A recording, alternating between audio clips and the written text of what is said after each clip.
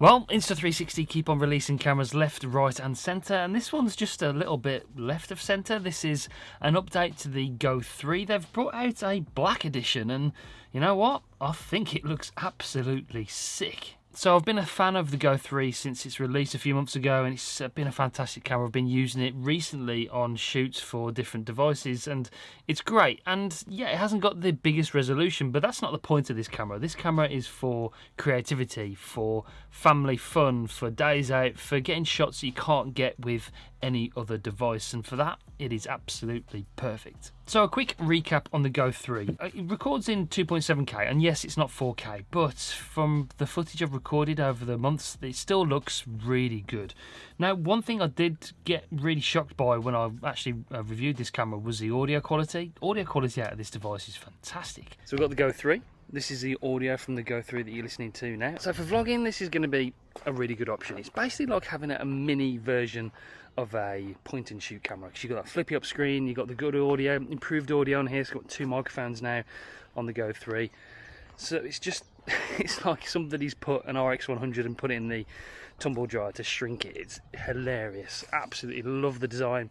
We've got a 2.2 inch flip up screen, so we can flip it up for viewing ourselves when we're vlogging above the camera, which is the best way to have a vlogging screen, because it's not as noticeable when you're looking left and right. So if it flips out from the side, then you can sort of see sometimes when people are vlogging that they're looking at the screen and not the camera lens. So having it up above just makes that less noticeable, which is great. Considering the microphones are sort of built into the camera, you've got sort of one on the front there, and then you've got one on the top, and that sort of translates to the sort of wind reduction muff there you've got built into the action pod. This is the action pod, and it serves multiple purposes. You've got a flip up screen, which is great. So this is like a miniature vlogging camera. It's fantastic. You can see yourself. It's a touch screen, very responsive. You can change your settings and whatnot.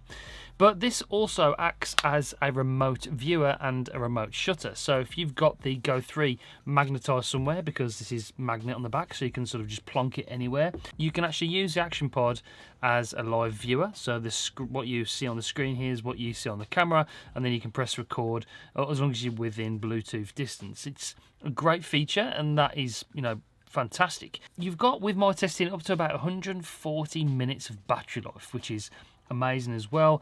The actual action pod acts as like a battery bank, a battery charger for the Go 3. It charges the camera nearly 3 times altogether, but you get about 45 minutes worth of charge just with the standalone camera. You get everything in the box to get you started. You get the necklace, which you can put around you, and it magnetizes to it like that, so you can get awesome POV shots. You get the magic clip, which the camera goes inside and you can put it on your cap like that. Fantastic accessory. And then you also get the swivel mount, which actually works with this and the action pod depending on how you're using the camera, so you can actually magnetize the Go 3 straight on there to use it like this. It's a mini vlogging, whatever kind of camera you want to use it for. Creativity, you're only limited by your own creativity when it comes to this camera.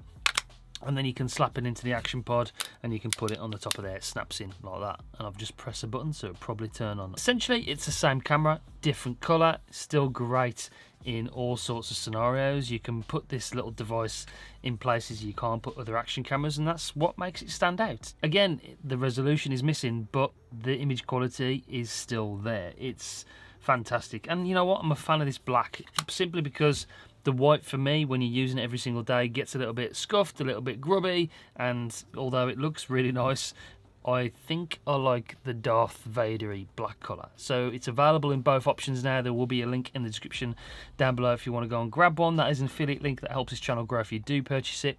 Let me know, you know, in the comments down below what you think Insta360 should do next. Should they stick to their new path of making action cameras, or do you want to see an update on their 360 cameras? I'll be interested to know your thoughts. I think they're doing a fantastic job with all the cameras they're bringing out at the moment. They're really pushing the competitors as far as they can go.